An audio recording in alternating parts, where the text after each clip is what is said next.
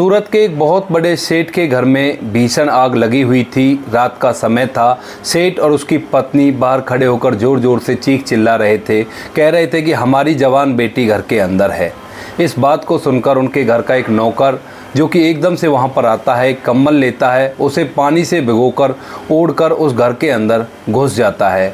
हालांकि उस सेठ ने उससे मना किया था कि आग बहुत ज़्यादा है, तुम्हें कुछ भी हो सकता है, बेटा तुम अंदर मत जाओ। लेकिन जब भी वह उस घर के अंदर दाखिल हो गया था, आखिर क्या कहानी थी, किस वजह से वह नौकर अपने मालिक के लिए इतना रिस्क लेकर उस घर के अंदर घुस गया था और क्या वह उस भीषण आग से बच पाएगा, पूरी घटना की सच्चाई जानने के लिए वीडियो को अंत तक जरूर देखें। नमस्कार दोस्तों, मेरा नाम है जीतू सौरौत और आप लोग देख रहे हो ब्रेन डिमांड चैनल। वीडियो को ज़्यादा से ज़्यादा शेयर करें और पेज को फॉलो करना ना भूलें। आज की ये सच्ची घटना है यूपी के प्रतापगढ़ के रहने वाले देवेंद्र की।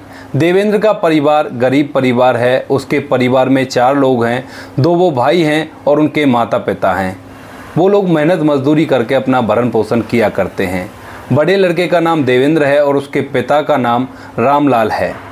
रामलाल और देवेंद्र और उसका देवेंद्र का छोटा भाई जिसका नाम मनीष है और उसकी माँ उस घर के अंदर रहा करते हैं। जो देवेंद्र है वो ग्रेजुएशन की पढ़ाई कर रहा है और अपने घर के हालात को अच्छा करने के लिए वो सोचता है कि अच्छी तरह से पढ़ाई करूंगा और उसके बाद अच्छी सी नौकरी लग के अपने परिवार के हालात को सुधारूंगा। इसी तरह से दिन बीत रहे थे, तभी देवेंद्र की जो ग्रेजुएशन है वो कंप्लीट हो जाती है। ग्रेजुएशन कंप्लीट होने के बाद वहीं अपने गांव के आसपास ही शहर में जाकर नौकरी ढूंढता है, लेकिन अच्छी सी नौकरी उसे नहीं मिल पाती है। धीरे धीरे उन्हीं नौकरियों को करके वो अपने घर वालों को आर्थिक स्थिति में मजबूत करने की कोशिश कर रहा था।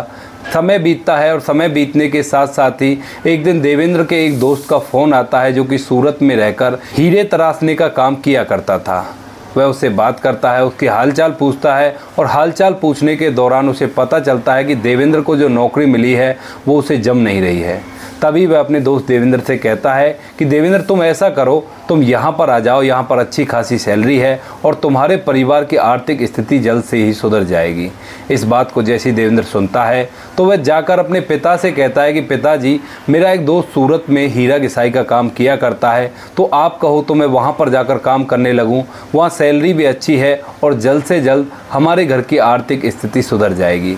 उसके पिता श्यामलाल उसकी इस बात से एग्री करते हैं, थोड़े बहुत पैसे इधर उधर से इकट्ठा करके उसे दे देते हैं। तभी जो देवेंद्र है वो ट्रेन पकड़ता है और गुजरात के शहर सूरत में हीरा घिसाई का काम करने के लिए अपने दोस्त के पास पहुंच जाता है। वहां जाकर उसका दोस्त उसे उस हीरा घिसाई की फैक्ट्री में लगा देता है, जहां पर वो मन लगाकर 6 महीने तक काम करता है और 6 महीने के अंदर ही वह एक कुशल कारीगर बन गया था। उस कंपनी का जो सेठ था उनका नाम था महेंद्र सेठ। महेंद्र सेठ बहुत ही नेक इंसान थे। वह देवेंद्र को देखते हैं और देवेंद्र के काम से काफ़ी ज़्यादा प्रभावित होते हैं। देवेंद्र देखने में काफ़ी ज़्यादा खूबसूरत था और बहुत ही ईमानदार लड़का था। अपने काम को पूरी ईमानदारी से किया करता और 6 महीने के अंदर आज तक उस कंपनी में कोई भी कुशल कारीगर नहीं बना था। इस बात को देखते हुए जो महेंद्र सेठ हैं वो देवेंद्र से कहते हैं कि बेटा तू ऐसा कर, तू आज से कंपनी पर काम मत किया कर, तू मेरे घर पे चल, वहाँ पर हमारे घर के कामकाज को संभाला कर और वहाँ पर तुम्हारा खाना रहना फ्री रहेगा। अब इस बात को जैसे ही देवेंद्र सोचता है तो वह सोचता है कि कंपनी में जब वह काम करता है तो उसे रहने खाने के लिए कुछ पैसे खर्च हो जाते हैं और बहुत ही कम पैसे वो अपने घर की तरफ भेज पाता है। तो वह सोचता है कि अगर सेठ के घर पे काम करूँगा तो मेरा रहने खाने का कोई खर्चा नहीं आएगा और उन पैसों को भी मैं अपने घर वालों के पास भेज दिया करूँगा, जिससे मेरे परिवार की आर्थिक स्थिति बहुत जल्दी मजबूत हो जाएगी। इस बात को सोचकर देवेंद्र सेठ जी के साथ उसके घर में काम करने के लिए तैयार हो जाता है। इसके बाद देवेंद्र सेठ जी के घर आता है। महेंद्र सेठ के घर में 12-13 नौकर काम किया करते थे और देवेंद्र को काम दिया जाता है कि इन नौकरों से अच्छी तरह से काम कराना है, यानी कि एक तरह से नौकरों का हेड बनाकर महेंद्र सेठ उसे लेकर आए थे।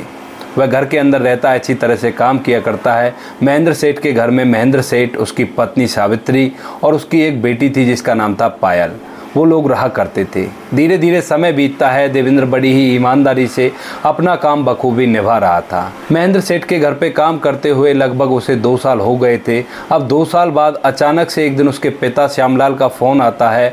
वह कहता है कि बेटा तुम्हारी माँ की तबीयत बहुत ज़्यादा ख़राब है और हमने इसे हॉस्पिटल में भर्ती किया है और डॉक्टर कह रहे हैं कि इसके इलाज में लगभग 2 लाख रुपये का खर्चा आएगा। अब इस बात को जैसे देवेंद्र सुनता है तो वो बहुत ही ज़्यादा परेशान हो जाता है।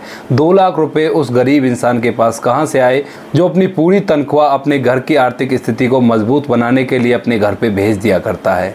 अब इस बात को सोचकर वो थोड़ा सा परेशान सा रहता है। तभी महेंद्र सेठ उसके चेहरे को देखते हैं और चेहरे को देखते ही समझ जाते हैं कि कोई ना कोई परेशानी है इस लड़के को। महेंद्र सेठ उससे पूछते हैं कि बेटा दिक्कत क्या है, मुझे दिक्कत बताओ। तो उसके बाद देवेंद्र महेंद्र सेठ को बताता है कि मेरी माँ की तबीयत खराब है, डॉक्टर साहब ने बोला है इनके इलाज में 2 लाख रुपए लगेंगे। इस बात को सुनते ही जो महेंद्र सेठ हैं अपने मुनीम को बुलाते हैं और उनसे कहते हैं कि 2 लाख रुपए लाकर देवेंद्र को दे दो। मुनीम जाता है अंदर और अंदर से 2 लाख रुपए निकालकर देवेंद्र के हाथ में थमा देता है। तभी महेंद्र सेठ कहते हैं कि बेटा ऐसा करो, तुम अपने गांव जाओ और अपनी माँ का अच्छी तरह से इलाज करवाओ। इलाज करवाने के बाद दोबारा आकर अपनी ड्यूटी ज्वाइन कर लेना।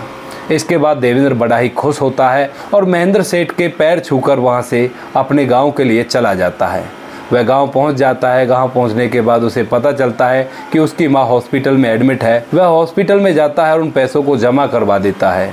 धीरे धीरे 2 महीने बीत जाते हैं। 2 महीने के अंदर उसकी मां एकदम से स्वस्थ हो गई थी और घर आ गई थी। बीच में कई बार महेंद्र सेठ का उसके पास फ़ोन आया था उसकी मां के हालचाल पूछने के लिए, और उन्होंने कहा था कि बेटा जब तक तुम्हारी मां अच्छी तरह से ठीक ना हो जाए जब तक तुम वापस मत आना।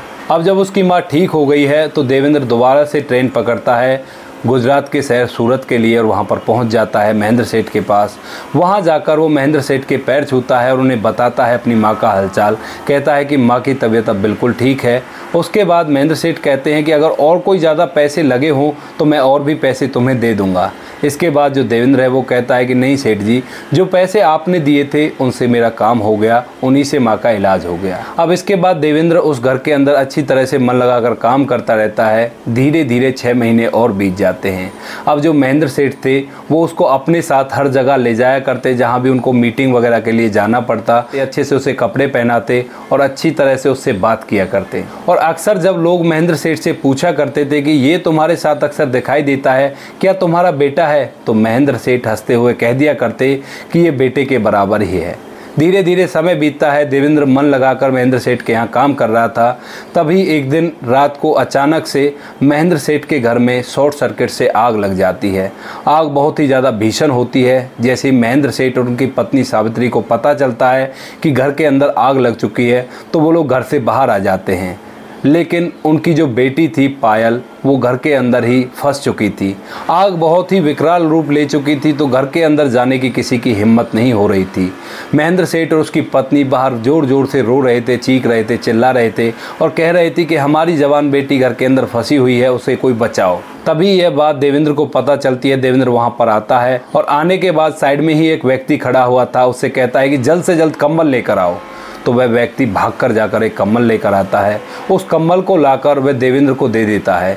देवेंद्र उस कम्बल को पानी में अच्छी तरह से भिगोता है और अपने चारों तरफ लपेट के उस घर के अंदर जाने लगता है। तभी महेंद्र सेठ उससे कहते हैं कि बेटा तुम अंदर मत जाओ, काफ़ी तेज आग है, तुम्हें कुछ हो गया तो क्या होगा।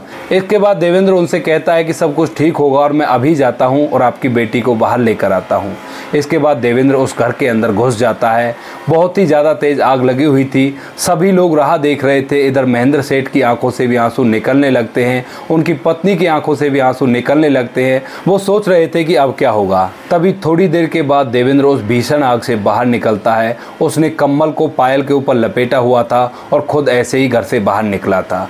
बाहर निकलने के बाद जो पायल थी वो बेहोश हो गई थी, क्योंकि घर के अंदर धुआं घुट गया था और धुएं की वजह से वो बेहोश हो गई थी। जैसे देवेंद्र पायल को बाहर ला के रखता है तो वह भी एकदम से बेहोश हो जाता है, क्योंकि आग के कारण वह काफ़ी ज़्यादा जल गया था। जब वह पायल को लेकर आया था तो कम्बल उसने पायल के ऊपर उड़ा दिया था। अब इसके बाद दोस्तों एम्बुलेंस बुलाई जाती है, दोनों को हॉस्पिटल में भर्ती कराया जाता है। वहाँ पर दोनों का अच्छे से इलाज हो रहा था। इधर जो महेंद्र सेठ है और उनकी पत्नी भगवान से प्रार्थना कर रहे थे कि जल्द से जल्द इन दोनों को होश आ जाए और ये ठीक ठाक हो जाए। तभी 5 दिनों के बाद पायल को होश आ जाता है, जो महेंद्र सेठ की बेटी थी, लेकिन देवेंद्र को अभी तक होश नहीं आया था। इधर जो महेंद्र सेठ और उनकी पत्नी सावित्री हैं वो भगवान से प्रार्थना कर रहे थे कि इस बच्चे को कुछ भी ना हो, बहुत ही नेक बच्चा है। धीरे धीरे समय बीतता है और लगभग 15 दिन बाद महेंद्र सेठ और उनकी पत्नी की जो मनोकामना है वो पूरी होती है। भगवान उनकी सुन लेते हैं और देवेंद्र को होश आ जाता है। देवेंद्र को होश आने के बाद महेंद्र सेठ उसे अपने घर ले जाते हैं और वहाँ पर अच्छे से उसकी देखभाल करते हैं। तकरीबन 1 महीने के बाद देवेंद्र अच्छा भला हो गया था, बिल्कुल ठीक हो गया था और स्वस्थ हो गया था। अब इसके बाद वह अपने काम धंधे में लगा रहा करता। इधर जो पायल थी, जैसे उसे ये पता चलता है कि उसकी जान देवेंद्र ने बचाई है आग के अंदर कूदकर, तो वह उसको मन ही मन पसंद करने लगती है। अब वह बार बार देवेंद्र के कमरे में जाया करती और उससे मीठी मीठी बातें किया करती। इधर जो देवेंद्र था वह भी उससे बात किया करता, लेकिन वो अपनी मर्यादा को भूलता नहीं है। वह बार बार इस बात को याद रखता कि वह इस घर का नौकर है और उस घर के मालिक की बेटी से इस तरह बात करना उसका ठीक नहीं है। तो वो बार बार बहाना बनाकर वहाँ से चला जाया करता।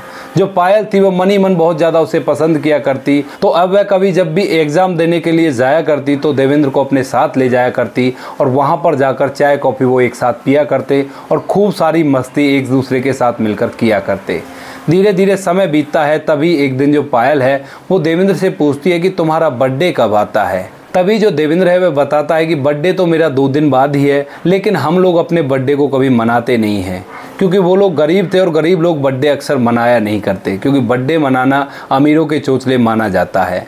इसके बाद देवेंद्र अपने काम धंधे में लग जाता है। इधर जो पायल है वो उसकी बर्थडे की तैयारी में जुट जाती है। बर्थडे की तैयारी होती है, घर को अच्छी तरह से सजाया जाता है। शाम हो जाती है। शाम के समय देवेंद्र अपने कमरे के अंदर काम कर रहा था। अब तभी पायल देवेंद्र के कमरे में जाती है और उसके सामने घुटनों पर बैठकर उसे गुलाब का फूल देती है और कहती है कि हैप्पी बर्थडे देवेंद्र। इस बात को जैसे ही देवेंद्र सुनता है तो एकदम से उसकी खुशी का कोई ठिकाना नहीं था और वो एकदम खुश होकर खड़ा हो जाता है। तभी पायल उसकी आंखों पे पट्टी बांधती है और उसे बाहर की तरफ डाइनिंग एरिया में ले जाती है। डाइनिंग एरिया में टेबल के ऊपर केक रखा हुआ था, लेकिन देवेंद्र की आंखों पे पट्टी बंधी हुई थी। वहाँ पर घर के सभी लोग और नौकर चाकर इकट्ठा हुए थे और जैसे ही पायल एक साथ से देवेंद्र की आंखों से पट्टी खोलती है तो सभी लोग देवेंद्र को बर्थडे विश करते हैं और ज़ोर ज़ोर से कहते हैं कि हैप्पी बर्थडे देवेंद्र। इस बात को जैसे देवेंद्र देखता है तो उसकी आंखों में से खुशी के आंसू आ जाते हैं और वो सोचने लगता है कि मेरे सेठ ने मेरे लिए कितना किया है। आखिर मैंने ऐसा किया ही क्या था, केवल उनकी बेटी को ही तो बचाया था और उसके बदले उन्होंने मुझे कितना कुछ दिया है। तभी वह केक काटता है। केक काटने के बाद महेंद्र सेठ और उनकी पत्नी को केक खिलाता है। इधर जो पायल थी उसको भी केक खिलाता है। अब जैसे ही केक कट जाता है तो उसके बाद जो महेंद्र सेठ है वो कहते हैं कि पायल, देवेंद्र का गिफ्ट कहाँ है। इस बात को सुनकर जो देवेंद्र है वो एकदम से भौचक्का सा रह जाता है। तभी जो पायल है वो बाहर से एक बाइक को मंगाती है एक नौकर के थ्रू और देवेंद्र से कहती है कि देवेंद्र ये लो तुम्हारा बर्थडे गिफ्ट। तुम इस बाइक को बहुत ज़्यादा पसंद किया करते थे ना, तो आज मैंने तुम्हारे लिए ये बाइक खरीद दी है। जैसे ही देवेंद्र उस बाइक को देखता है तो एकदम से बहुत ही ज़्यादा खुश हो जाता है, क्योंकि उस बाइक को ख़रीदना देवेंद्र का सपना था। और यह बात पायल को तब पता चली थी जब वह उसको अपने साथ एग्ज़ाम देने के लिए ले जाया करती और वहाँ पर कॉफ़ी पर बैठकर वो बात किया करते थे। तो जब कभी वह बाइक रोड से गुजरा करती तो देवेंद्र उसकी आवाज़ को सुनकर उसकी तरफ देखा करता था। तो पायल एक दिन उससे पूछ लेती है, क्या तुम्हें ये बाइक पसंद है? तो देवेंद्र कहता है, हाँ पसंद तो है, लेकिन हमारी किस्मत ऐसी कहाँ। इस सपने को आज पायल ने उसके बर्थडे पर उसका पूरा कर दिया था। उसके बाद दोस्तों धीरे धीरे कुछ दिन और बीतते हैं और कुछ दिन बाद देवेंद्र और पायल की बड़ी ही धूमधाम से शादी करवा दी जाती है। अब आप लोग सोच रहे होंगे कि शादी कैसे हो गई, तो यहाँ पर आप लोगों को बता दूं, जो सेठ महेंद्र थे और उनकी पत्नी सावित्री थी, उन लोगों ने पहले ही ये चीज़ डिसाइड कर ली थी कि जो लड़का हमारी बेटी को बचा कर लाया है उसने उसे दूसरा जीवन दिया है, तो उसी से अपनी बेटी की शादी करवाएंगे। सेठ महेंद्र की कोई औलाद नहीं थी, तो अब जो देवेंद्र है उस घर में घर जमाई बनकर रहेगा। शादी में उसने अपने परिवार वालों को भी बुलाया था, अपने मम्मी पापा को और अपने छोटे भाई को। अब दोस्तों जो देवेंद्र है वो उस सेठ का व्यापार अच्छी तरह से संभाल रहा है। दोस्तों यह घटना बिल्कुल सत्य है, लेकिन इसके पात्रों के नामों को हमने बदल दिया है। कहानी आपको जैसी भी लगी हो कमेंट सेक्शन में बता देना। और इन घटनाओं को सुनाने का उद्देश्य आपको परेशान करना बिल्कुल भी नहीं है। ये घटनाएं आपको इसलिए सुनाई जाती हैं ताकि आप लोग इनमें से कुछ अच्छी शिक्षा ले सको और अपनी ज़िंदगी में उस चीज़ को अप्लाई कर सको। बाकी मिलते हैं किसी नेक्स्ट वीडियो नए टॉपिक के साथ। तब तक के लिए जय हिंद, जय भारत, जय हिंदुस्तान।